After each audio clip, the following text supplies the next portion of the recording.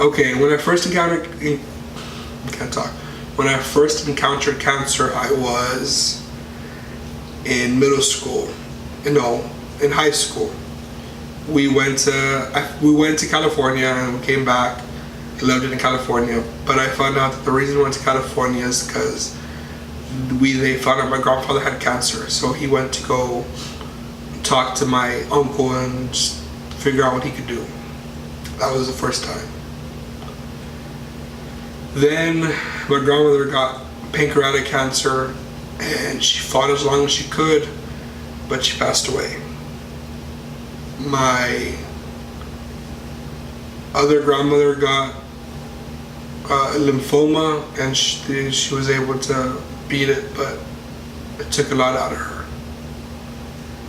My other grandfather got lung cancer, and a combination of lung cancer and diabetes finally beat him. But man, was he a fighter. My godfather, who's not blood, but he's as close as blood as he could get, he has thyroid cancer. He's in remission, but it's still there. Then there's me.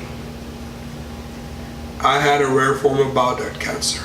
I was 20 years old, had just dropped out of college and was taking one class, the community college, because my girlfriend at the time kind of pushed me to say, okay, I guess I'll go back to college. So I took a psychology class and I was working graveyard. I got cancer and I didn't know what to think about it at the time. Now looking back, it's kind of scary. 20 years old, fighting a fight that no one really should have to fight.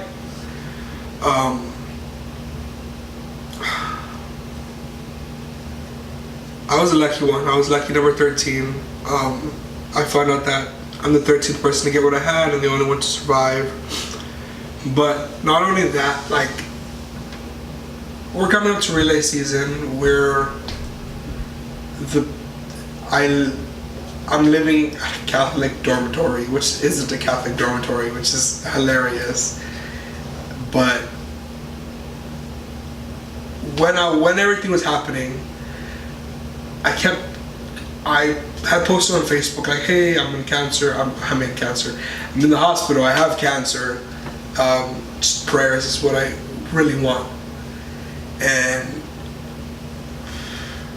I had so many communities coming out and praying for me. I had so many friends from back home in Laredo tell me, oh, I'm praying for you, oh this, oh that. I found out that every church in Laredo had, at one point, did a prayer for me or did an offering for me in their mass. My brother's youth group prayed for me as a whole. The hotel where my dad was staying at, the motel, was run by a man named Mr. Patel. And Mr. Patel sees a lot of cancer patients walk in and out of that hotel, cancer patient families. And he asked my dad, would you mind if my family back in India prays for your son? And I remember my dad telling me this, and he said, yeah. I told him, of course he can. He's like, religion is religion and God is God. Like, there's a God up there and he's listening. He's like, prayers are welcome from anyone. So my dad told me that Mr. Patel reached back to his family in India and they had everyone back in India praying, back in Mr. Patel's family in India praying for me. There's people in the West Coast, the East Coast, Alaska, praying, and Mexico. My aunt, I guess you could say, my tia, she lit a candle for me when I went into surgery, and she said it burned all the way until I left the hospital. And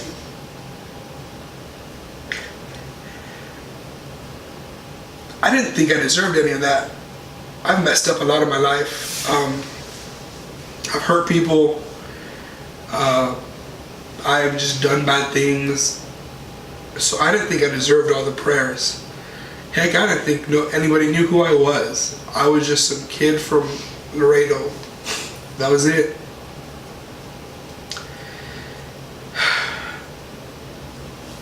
I got the surgery done and everything went okay. And then I started bleeding internally because I got up too quick and I cut the incision inside. I didn't want to walk after that because I passed out, and I had never passed out before. And so I just wouldn't walk. I wouldn't get up. I wouldn't do anything. And my surgeon came in and he got mad at me. He told me, he's like, you need to get up. He's like, you don't know how many people in this hospital you have rooting for you right now. How many people have heard your story and are just hoping you get out. He's like, you're 20 years old. You just need to get up and get out. That really moved me to go. It also helped that my uncle came up. My uncle, he kind of gave me a kick in the butt and told me, come on, let's go, we're gonna go walk. And I was like, no, I don't want to. He's like, no, come on, we're gonna go walk. And it just really helped. But the one thing I could say about everything that happened was when I was in the hospital, and the funniest thing in the world was I didn't care about that I was in the hospital. What I cared was that my mom stayed with me the 3 weeks I was in the hospital. And the whole time I was there, I was like, hey, have you eaten today? Have you this? Have you that? Have you showered? Have you gotten rest? Have you slept? I thought more about her than me. And I remember my mom told me that afterwards. She's like, you were in the hospital, but you were taking care of me more than I was taking care of you, and you were the one in the bed. And it's just how I am. I like to take care of the people who I love. I like to take care of the people who mean something to me. So I guess my story is that cancer doesn't only hit home, it's because of my family. Cancer hits home because I had it, I survived it, and now I'm going on 2 years. And it's the scariest feeling in the world because you never know when it's going to come back. The hardest time of the year or the semester for me is when I go for my tests, because I'm so stressed out. Because you take your test one day, you take your blood work and your MRIs, your CAT scans one day, then you have to wait and wait for the results, and then you have to go back and get the results. And it's the scariest thing in the world because you never know if it's gonna come back, and you never know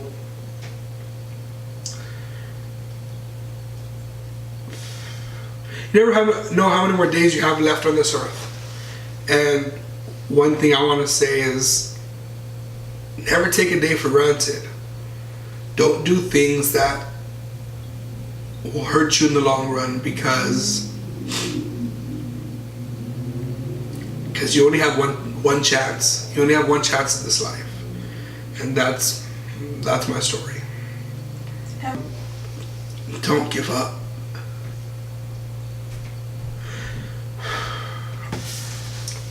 Don't give up hope. I know Relay for Life's big. Their big message is hope.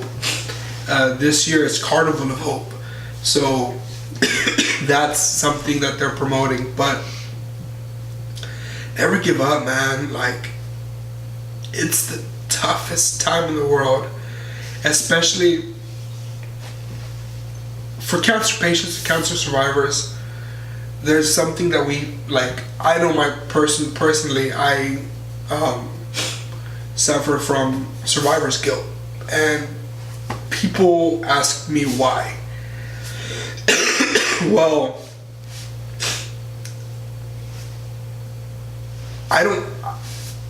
to this day, I still don't think I deserve to be that one of the 13 that survived. But like seeing my grandmother pass away, my grandfather pass away, and seeing people I know, loved ones pass away, I think well, why me and not them? Why them and not me? Like, I should be happy that I survived, but it's just that little thing in the back of your head that's like, but this person didn't. But this person didn't. And one thing I could say to survivors or patients right now is don't give up hope. Don't give up hope and just keep fighting. It's tough and it's gonna be tough, but as long as you keep fighting, whether you stay in remission and become cancer free, or whether you do go to eternal rest, don't stop fighting, because you'll know, and everyone who loves you will know, that you did everything you could, and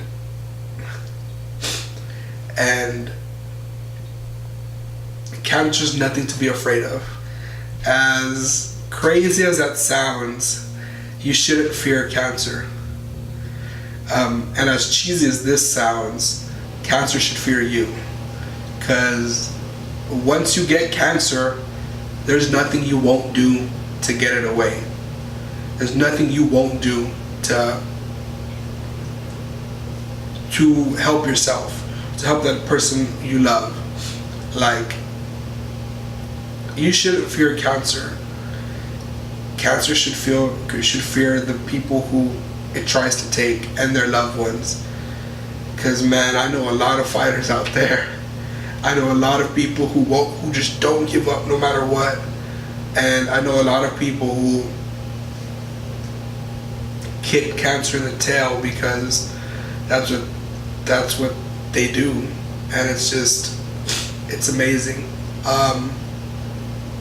So if you're a survivor, if you're a cancer patient, anything, feel free to reach out. I am always here. I know people who are there to help. I know people that are there to listen. Like, here at Newman, we're here to listen. That's one thing that's great about this place, is that they'll listen to you. You come in, you have a bad day, or you just have something you gotta get off your chest, we'll listen to you.